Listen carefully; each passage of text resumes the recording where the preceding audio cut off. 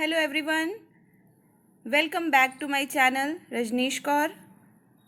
7th class students, आपके लिए NCERT solutions हैं चैप्टर 6 के physical and chemical changes.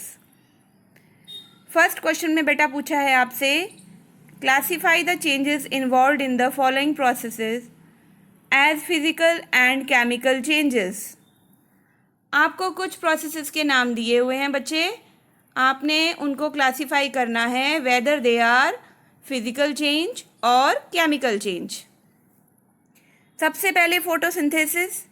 Yes, new products are formed in photosynthesis like oxygen, carbohydrates and oxygen gas is used for breathing also. It is a chemical reaction, so it is chemical change. Next is dissolved sugar in water. This is your physical change. No new product is formed here, no reaction is there. Then burning of coal, it is a chemical change because new product is formed here, carbon dioxide is evolved. Then melting of wax, again it is a physical change. Beating aluminium to make aluminium foil, it is a physical change because no new product is formed, there is no chemical reaction. Now digestion of food, it is a chemical change. Breakdown of food is a chemical change. Okay. Now next one is question number 2. State whether the following statements are true or false. In case statement is false, write the corrected statement in your notebook. तो first part है आपका A part, cutting a log of wood into pieces is a chemical change. It is false. Why? Because cutting a log of wood, इसका nature change होने वाला नहीं है, same है। No new product is formed, it is a physical change. Now formation of manure from leaves is a physical change. False. जब हम formation of manure की बात कर रहे हैं तो यहाँ पे ऑर्गेनिक सब्सटेंस लीव्स, ये ब्रेक डाउन हो रहा है, रिएक्शन हो रहा है with the help of microbes, it is converting into manure, तो it is a chemical change. C part, iron pipes coated with zinc do not get rusted easily. Yes, true, and this process is also known as galvanization. Now D part is iron and rust are the same substances. No, it is wrong, totally wrong. Rust is a new substance and it is a chemical reaction. So statement is false.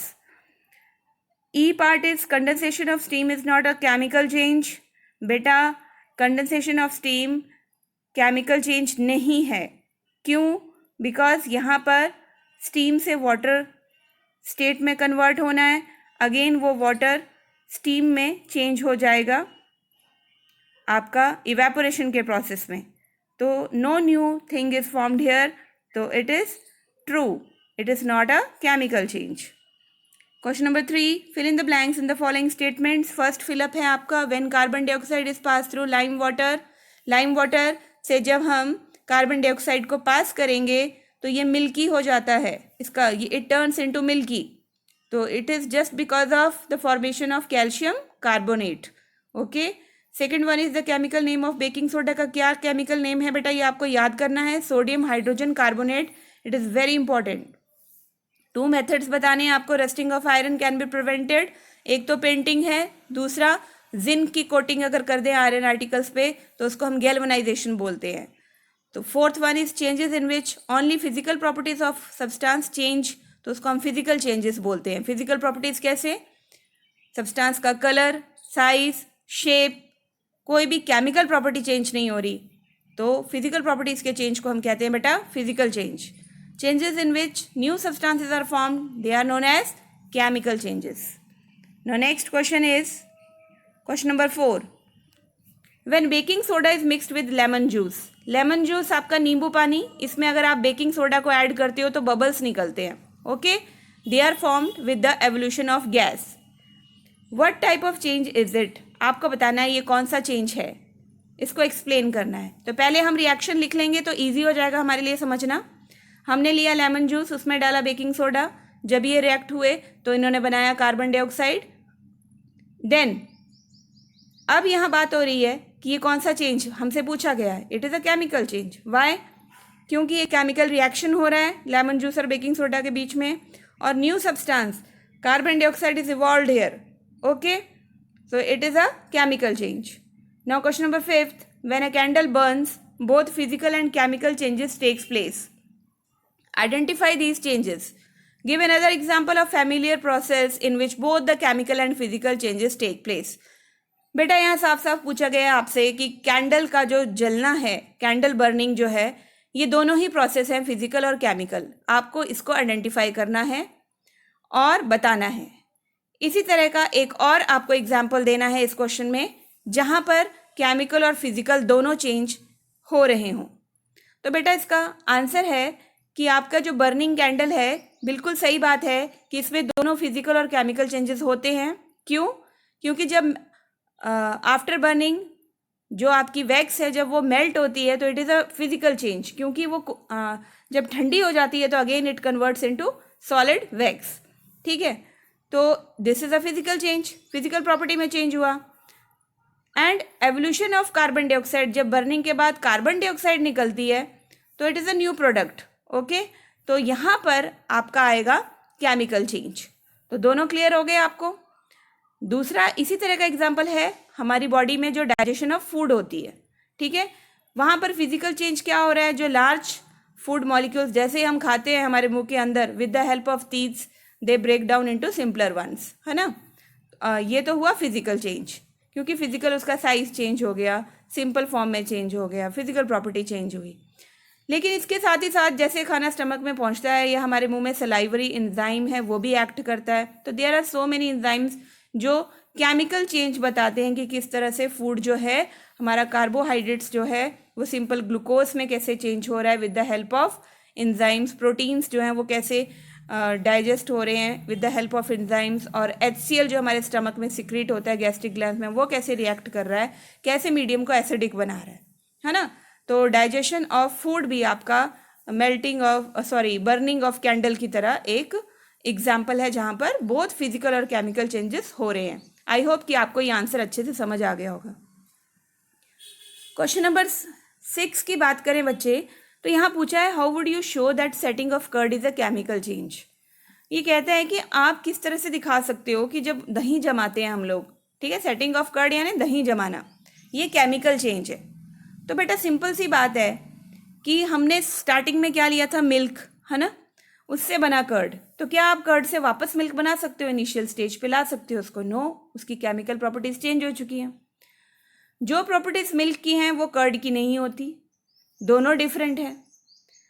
Then setting of curd, अब curd की बात करें, ये curd acid में बदल जाता है, milk तो एसिड नहीं होता ना, लेकिन कर्ड की जो प्रॉपर्टी है वो क्या है, sour in taste, it is a acid, lactic acid होता है इसमें, और लैक्टोबैसिलस से बना हुआ है, वो हेल्प करता है सेटिंग ऑफ कर्ड में, तो it is a chemical reaction.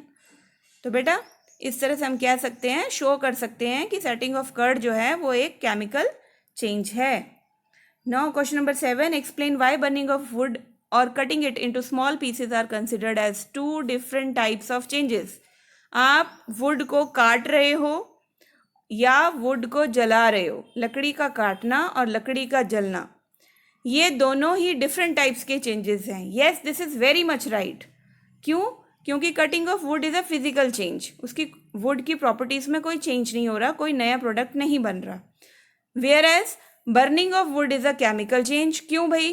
क्योंकि after burning wood is going to convert into charcoal, okay, और चारकोल जो है उसके साथ साथ release of heat and carbon dioxide takes place, तो it is a chemical change. Question number 8, describe how crystals of copper sulphate are prepared. तो कैसे बनते हैं बेटा कॉपर सल्फेट के क्रिस्टल्स? ये मेथड है, इसको बोलते हैं हम क्रिस्टलाइजेशन मेथड।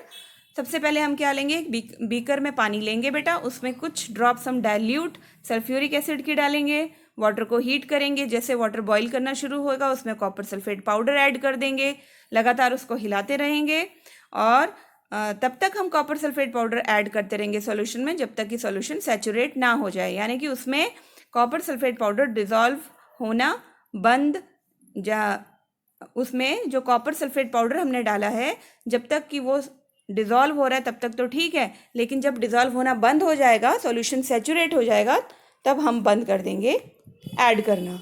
देन उसके बाद आपने क्या करना है बेटा, फ़िल्टर करना है सॉल्यूशन को और थोड़ी देर के लिए ठंडा होने के लिए रख देना है। हाँ, ध्यान रहे कि सॉल्यूशन जब आप कूलिंग के लिए रखोगे तो उसको अनडिस्टर्ब्ड रखना है, हिलाना नहीं है बार बार। Then after some time formation of crystals of copper sulphate takes place. आपके पास कॉपर सल्फेट के क्रिस्टल्स जो हैं वो आ जाएंगे। Now question number 9, explain how painting of an iron gate prevents it from rusting. हम अपने गेट को पेंट करवाते हैं, भाई रस्टिंग से कैसे बचाता है? अब रस्टिंग आपको पता है, it is a reaction between iron articles, oxygen, water and और मॉइस्चर, है ना। तो जब हम पेंट करते हैं गेट को तो ये प्रिवेंट करता है आयरन को का कांटेक्ट हटा देता है। पेंटिंग जो है वो डायरेक्ट कांटेक्ट हटा देती है आयरन का ऑक्सीजन, वाटर और मॉइस्चर से। Okay, then question number 10, explain why rusting of iron object is faster in coastal areas than in desert. मतलब कि यहाँ पर पूछा गया है आपसे कि जो आयरन आर्टिकल्स की, आयरन ऑब्जेक्ट्स की जो रस्टिंग है वो कोस्टल एरियाज में, कोस्टल एरियाज कौन से होते हैं? समुद्र के तट के किनारे होते हैं जो, ठीक है। जैसे हमारे ये हो गए महाराष्ट्र, केरला, आंध्र प्रदेश, तमिलनाडु, उड़ीसा, वेस्ट बंगाल, ये कोस्टल एरियाज हैं। तो यहाँ पर ज़्यादा रेट क्यों होता है रस्टिंग ऑफ आयरन का, ठीक है, और डेजर्ट्स में कम क्यों होता है? देन हम इसको इस तरह से बोल सकते हैं बेटा, कंसेप्ट तो आपके दिमाग में क्लियर है कि रस्टिंग ऑफ आयरन जल्दी कहाँ होती है? जहाँ पर ह्यूमिडिटी ज़्यादा हो, वाटर कंटेंट ज़्यादा हो। तो कोस्टल एरियाज़ में डेजर्ट के कंपैरिजन ज़्यादा ह्यूमिडिटी होती है ना। तो आयरन आर्टिकल्स जो हैं वो ज़्यादा लंबे समय तक एयर, वाटर, मॉइस्चर के कांटेक्ट में रहते हैं कोस्टल एरियाज़ में, जबकि डेजर्ट में पानी की कमी होने के कारण ड्राई एटमॉस्फेयर होता है, एयर में भी लैक ऑफ मॉइस्चर है, तो वहाँ पर जो है आयरन ऑब्जेक्ट्स की रस्टिंग जो है कम होती है as compare to coastal areas. Now question number 11 की बात करते हैं हम, ये एमसीक्यू की फॉर्म में है। यहाँ पर बात की गई है कि जो हम किचन में गैस यूज़ करते हैं ना बच्चे, आपके घरों में भी है एलपीजी, है ना। एलपीजी का फुल फॉर्म क्या है? Liquefied petroleum gas. ओके, जब सिलेंडर में ये होती है तो ये लिक्विड की फॉर्म में होती है, ठीक है, लेकिन जब उससे सिलेंडर से बाहर आती है तो ये एक गैस बन जाती है। ये फर्स्ट चेंज हुआ आपका, चेंज ए, है ना। देन क्यों होती है लिक्विड की फॉर्म में, ये भी मैं आपको बता देती हूँ सिलेंडर में, क्योंकि हाई प्रेशर पे होती है गैस सिलेंडर में। ओके, कंप्रेस की जाती है, तो कंप्रेस्ड फॉर्म में वो गैस लिक्विड, ज़्यादा प्रेशर होने के कारण लिक्विड की फॉर्म में होती है सिलेंडर में, ये रीज़न है। लेकिन जैसे ही वो बाहर आती है बर्नर से तो वो इट बिकम्स अ गैस, ये तो चेंज ए है। फिर जब उसको हम बर्न करते हैं तो दिस इज चेंज बी, यानी कि पूछा गया है हमसे कि करेक्ट वन हमने स्टेटमेंट इन चेंजेस के लिए चूज करनी है। तो process A is a chemical change, गलत बात है। Process B is a chemical change, yes this is the right option.